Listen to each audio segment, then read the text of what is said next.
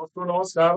मैं Rajendra Dwivedi, Herod media group. मित्रों, देश में बहुत सारे समस्याएं हैं, वाद विवाद चल रहे हैं, राजनीतिक घटनाक्रम चल रहे हैं, लेकिन मैं इससे हट करके एक ऐसे विषय पर आपसे रूबरू हो रहा हूँ जो देश की सबसे बड़ी समस्या है और आने वाले दिनों में बहुत विकराल रूप धारण करने जा रही है। इसे रोक पाना किसी भी राजनीतिक दल के क्षमता से बाहर है। इस चुनौती का सामना नहीं कर पाएंगे और देश बदहाली की तरफ बढ़ता चला जाएगा। मैं एक छोटा सा आंकड़ा दे रहा हूं, वो ये है कि गांव को उजाड़ करके शहरों को बढ़ाया जा रहा है। गांव उजड़ रहे हैं, शहरों पर बोझ बढ़ता जा रहा है। एक छोटा सा आंकड़ा आंकड़े में दे रहा हूं। 1960 में जो गांव और शहरों के रेशियो था वो 18% और 82%। 82% गांव में, 18% शहर में। जो 2023 में, हालांकि 2011 के बाद जनगणना ने 2011 की अगर जनगणना लें तो उस समय 68 84 और 31 16% था 2011 में अधिकृत जो जनगणना हुई थी। लेकिन एक टेंटेटिव जो चीजें जनगणना के बाद तमाम प्लानिंग के लिए बनाई जाती हैं योजनाएं शहरी और ग्रामीण, उसके अनुसार 2023 में एक डाटा के अनुसार ये आबादी शहरों और गांवों की 36% 36.36% शहर हो गए हैं और 63.64 गांव हो गए। मतलब 60 सालों में शहरों की आबादी 2 गुना हो गई। अब आप कल्पना कीजिए, शहरों की स्थिति भी देखिए और गांव की स्थिति भी देखिए। सारी चीजें शहरों की तरफ सेंट्रलाइज हो जा रही हैं। अब मैं एक गांधी जी के ग्राम स्वराज की बात कर रहा हूं और यही मूल धारणा है देश के सर्वांगीण विकास की। गांधी जी का ग्राम स्वराज, जाति धर्म के आधार पर जो भी आप चुनाव जीते, आए, सरकार बनाए, लेकिन जब तक इस मूल धारणा पर आप आगे नहीं बढ़ेंगे, गांव की तरफ मुखातिब नहीं होंगे, केवल सियासत से नहीं, वास्तविक रूप से गांव के विकास की तरफ आप आगे नहीं बढ़ेंगे, शिक्षा, स्वास्थ्य, इंफ्रास्ट्रक्चर, रोजगार के गांवों को आप मुख्य धारा में नहीं लाएंगे, तब तक जो देश जिस दिशा में जा रहा है, महंगाई, बेरोजगारी, इंफ्रास्ट्रक्चर बर्बादी, वो और तबाही की तरफ बढ़ता जाएगा। अभी हाल में ही मैंने देखा, लखनऊ विकास प्राधिकरण ने पूरे लखनऊ जिले को प्राधिकरण में ले लिया। कितना दुखदाई है, कितना कष्टप्रद है। जो आपकी शहरी आबादी में है, शहर लखनऊ, आधे घंटे बारिश में पूरी तबाही हो जाती है। आप मुख्यमंत्री आवास के आसपास छोड़ दीजिए तो हजरतगंज से लेकर सारे शहर पूरे तालाब बन जाते हैं। आप कल्पना कीजिए कि वो गांव को कैसे विकास कर पाएंगे जिनको आप शहरी क्षेत्र में ढूंढ रहे हैं। इसके पीछे नौकरशाहों की बहुत बड़ी साजिश है, उनकी बड़ी मंशा है, जिसको हमारे नेता नहीं समझ पा रहे हैं। मेरा अपना मानना है, जब से मैंने पत्रकारिता शुरू की है पिछले 30-35 सालों में, 3 ऐसे लीडर हुए हैं जो इन नौकरशाहों से हटके, जिनकी गांव की सोच अलग थी। वो थे कांग्रेस के नरेंद्र तिवारी, जो आखिरी मुख्यमंत्री थे कांग्रेस के उत्तर प्रदेश में।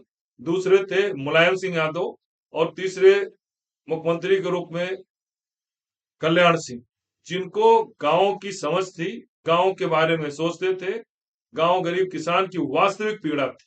बाकी तो सब हाईटेक हैं, सबकी सब सारे उसके इन 3 मुख्यमंत्रियों को छोड़कर पिछले 30 साल में जितने भी मुख्यमंत्री हुए, जिसका भी आप नाम ले लीजिए, वो सब नौकरशाह पर आश्रित ज्यादा रहे। नौकरशाहों के मतलब दिखावे पर बहुत ज्यादा उनके अपने डेवलपमेंट की भी बनते रहे। अब एक गांधी जी का मैं एक इशू कोट, मतलब एक पॉइंट कोट करता हूं, जो उन्होंने ग्राम स्वराज में लिखा है। इससे आप मानसिकता समझ सकते हैं कि गांव और शहरों की मानसिकता का अंतर क्या है। गांधी जी ने अपने ग्राम स्वराज में लिखा है, गांव का स्थान कहाँ है।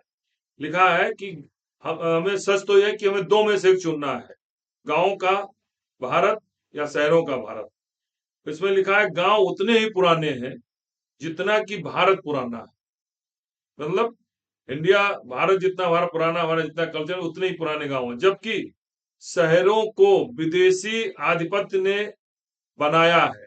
जो लुटेरे थे, जो देश पर कब्जा किए, उन्होंने शहर को अपने सुविधा के हिसाब से बनाया। गांव से टैक्स वसूली करते थे और शहर को अपने सुख सुविधा के हिसाब से उन्होंने बसाया है। गांव उतने ही पुराने जितना कि भारत पुराना है। शहरों को विदेशी आधिपत्य ने बनाया है। और जब यह आधिपत्य मिट जाएगा, मतलब जब शहरों का विस्तारीकरण रुकेगा, गांव का विकास होगा, तो हमारा वास्तविक विकास होगा। क्योंकि गांवों की सारी दौलत जो है वो शहर के लोग खींच लेते हैं। छोटी छोटी चीजों के गांव शहरों पर आश्रित होते जाते हैं। इसलिए गांव का नाश हो रहा है अगर शहर के विकास बढ़ता जाएगा। और यही नहीं, उन्होंने कहा गांवों का शोषण एक संगठित हिंसा है और अगर हमें स्वराज की रचना अहिंसा के आधार पर करनी है तो गांवों को उनका उचित स्थान देना ही होगा। गांधी जी के इस चंद लाइनों में पूरा सिस्टम छिपा हुआ है कि आखिर वो आधिपत्य, विदेशी आधिपत्य जो जिनको गांधी जी ने कहा है, वो जो तो चले गए, लेकिन वर्तमान में कौन विदेशी आधिपत्य है जो शहरों को विस्तारीकरण कर रहा है, किस लिए कर रहा है, क्यों कर रहा है? ये बहुत ही गंभीर सवाल है। इसके पीछे बहुत सारे कारण हैं। कारण यह है कि अपनी कमजोरियों को छुपाने के लिए नौकरशाही, टैक्स की लायबिलिटी शहरों पर बढ़ती जा रही है, उस पर और ज्यादा ना बढ़े, इसलिए गांव को शहर में जोड़ लो। तो दो फायदे होंगे। पहला ये होगा कि गांव जो शहर में जुड़ेंगे, सुविधाएं नहीं मिलेंगी, लेकिन वो टैक्स के दायरे में आ जाएंगे। हर चीज पर उनको टैक्स देना होगा, सुविधा नहीं मिलेगी। तो टैक्स जो चोरी शहर में हो रही है, शहर की नहीं रोक पा रहे हैं, सुविधाएं नहीं दे पा रहे हैं, उसको एक और गांव को जोड़ करके टैक्स का दायरा बढ़ा लो। मतलब आप हर चीज के लिए house tax, water tax, sewer tax, आपका जो है बिजली का रेट बढ़ जाएगा। और गांव को जो सुविधाएं दी जा रही हैं, गांव के लिए जो बात हो रही कि हम गांव को बिजली छूट देंगे, सब्सिडी देंगे, सब चीज करें, वो खत्म हो जाए। ये नए विदेशी आधिपत्य की मानसिकता है। वो इसके पीछे कौन है? पूरे देश की सरकारें, कोई भी सरकार हो, उत्तर दक्षिण, भाजपा गैर भाजपा, इनकी मानसिकता है कि इनके ऊपर इनके सुझाव देने वाला कौन सा विदेशी आधिपत्य का मानसिकता है जो शहरों का इस तरीके से विकास कर रहा है। गांधी जी के शब्दों में, गांधी जी का शब्द है ये कि उन्होंने कहा है कि शहरों का विस्तारीकरण विदेशी आधिपत्य की मानसिकता है। कौन है, क्यों है? आप लखनऊ का ले लीजिए, जहां जिस जो उत्तर प्रदेश की राजधानी, दिल्ली की राजधानी ले लीजिए, दिल्ली में भी पानी की क्राइसिस, बाढ़ की क्राइसिस, आप एनसीआर बना दिए हैं, जोड़ लिए हैं, गुड़गांव से लेकर मेरठ से लेकर दिल्ली तक जोड़ लिए हैं। एनसीआर बन गया है, दिल्ली की राजधानी है, केंद्र सरकार उस वहां पर, वहां भी वही दुर्दशा है। लखनऊ का वही हाल है। आप हैदराबाद चले जाइए, जाम के, बारिश के पानी से, आप जो है बेंगलोर चले जाइए, बॉम्बे जाइए, किसी भी शहर में जाइए, किसी भी सरकार, वेस्ट बंगाल जाइए, कोई भी सरकार इस अछूती नहीं है।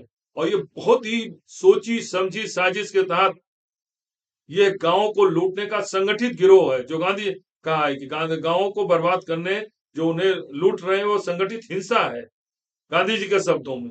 फिर मैं कह रहा हूं, अब समय आ गया है, गांव में जागरूकता पैदा करनी चाहिए। गांव के डेवलपमेंट की बात होनी चाहिए, शहरों के नहीं। अगर शहर में कब तक विकास करोगे आप? शिक्षा, स्वास्थ्य, सब कुछ शहर में समेट रहे हैं। यह एक बहुत ही बड़ी सुनियोजित साजिश है।